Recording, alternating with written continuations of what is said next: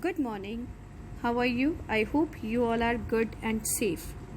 Today we are going to learn poem The Microscope of our English book The English Coach. This poem is written by Maxine Kumin. Maxine Kumin was born on June 6, 1925 in Philadelphia. She received her BA and MA from Radcliffe College.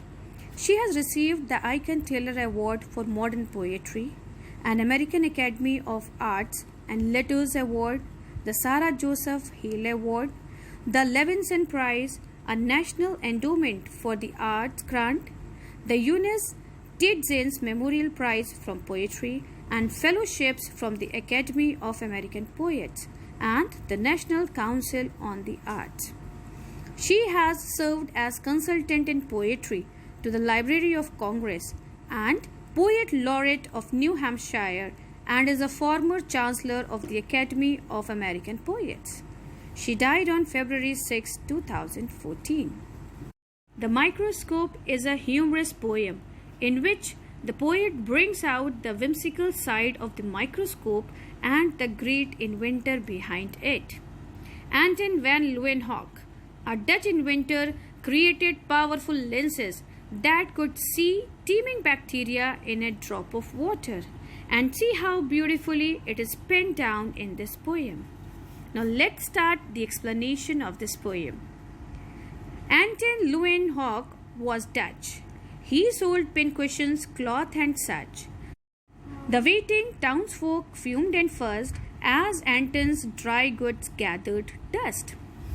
In this stanza, it is written that Anton Leeuwenhoek was Dutch and he was into a business where he used to sold small pads for holding pins, cloth and such kind of materials.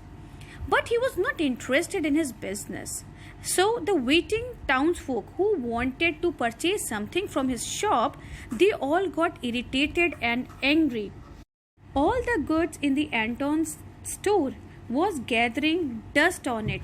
Why? Because he was not focusing on his business. He worked instead of tending a store at grinding special lenses for a microscope. Some of the things he looked at were mosquitoes' wings, the hairs of sheep, the legs of lice, the skin of people, dogs and mice, ox eyes, spiders' spinning gear, fishes' scales, a little smear of his own blood, and best of all, the unknown, busy, very small bugs that swim and bump and hop inside a small water drop. Now Anton Leeuwenhoek, he was not interested in his store, and all his dry goods which were in his store were gathering dust. Instead of working on his store, he was working on special lenses. And through these lenses, he created a microscope. Now, under his lenses, he looked various things. And what were those things? Those things were mosquitoes' wings, hair of sheep, the legs of lice, skin of people, dogs and mice. Not only that, ox eyes, spiders' spinning gear, fish's scale. And in fact, he just looked the drop of his own blood that he got from his cut. And among all these, the best was the unknown, very small, busy bug that nobody could see from their naked eyes, a small bug that was swimming and hopping inside a single simple water drop. Now, when he was discovering all these things, what other men said? Impossible. Most Dutch men said, "This Anton's crazy in the head. We ought to ship him off to Spain. He says he has seen a housefly's brain. He says the water that we drink is full of bugs. He is mad, we think." They called him Dummkopf, which means dope.